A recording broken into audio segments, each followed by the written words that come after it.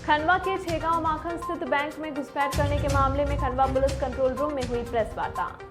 खंडवा के छेगांव माखन स्थित SBI bank की शाखा में 6 अक्टूबर की रात्रि को ताला तोड़कर और बैंक का शटर तोड़कर चोरी का प्रयास करने वाले आरोपियों का जो गैंग था उसका खुलासा आज खंडवा की पुलिस ने कर दिया है।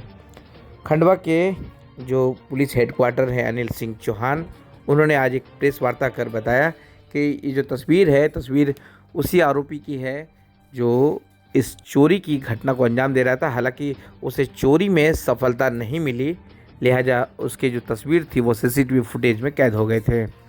इस पर मुखबिर की सूचना पर जब स्पेशल टीम ने काम करना शुरू किया तब इन आरोपियों का खुलासा हुआ। पता चला कि ये जो आरोपी जो तस्वीर में कैद हुआ है ये एक गैंग का सदस्य है और इस गैंग में 5 व्यक्ति हैं जो खरगोन ज़िले के हैं, अलग अलग गाँव के रहने वाले हैं और युवाओं की एक फ़ौज है जो छोटी मोटी चोरियों को वारदात कर अपने शौक़ पूरा किया करती है। पिछले 6 महीने से लगातार खंडवा, खरगोन और बड़वानी की सीमा क्षेत्रों में ये चोरी की वारदात को अंजाम दे रहे थे।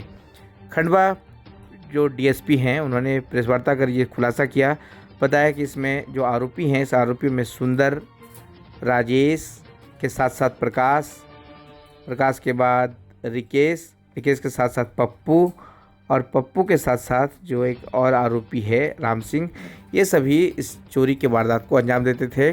इनके पास से मोटरसाइकिलें भी बरामद हुई है क्योंकि इन्होंने खंडवा के अलावा भी कई स्थानों पर जिनमें भिकन गांव के साथ झिरनिया एवं कई ऐसे गांव हैं जहां पर भैंस चोरी जैसे अन्य वारदातों को भी अंजाम दिया।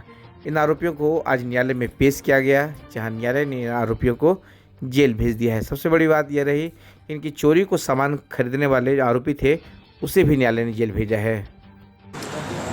थाना छेगांव, जिला खंडवा में स्थित स्टेट बैंक ऑफ इंडिया की छेगांव ब्रांच में एक अटेम्प्ट हुआ था चोरी का। उसके ताले टूटे थे, उसकी खिड़की तोड़ी गई, लेकिन कुछ गया नहीं था। लेकिन ये हमारे लिए एक अलार्मिंग था कि अब जाकर के कोई बड़ी वारदात हो सकती है, कोई बाहर का गैंग हो सकता है।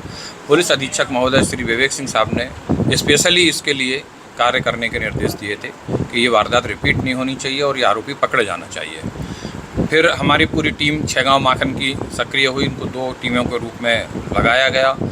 कुछ टेक्निकली भी आसपास के गाँव की कुछ फुटेज भी मिले थे हमको, हालांकि वो सीधे से नहीं पहचाने जा रहे थे, उनको फिर उस पर भी काम किया गया। और फिर एक मुखबिर हमको इस काम के दौरान मिला और उसने कहा कि सर ये गैंग है आसपास की और ये इकट्ठी होकर के फिर वारदात करती है।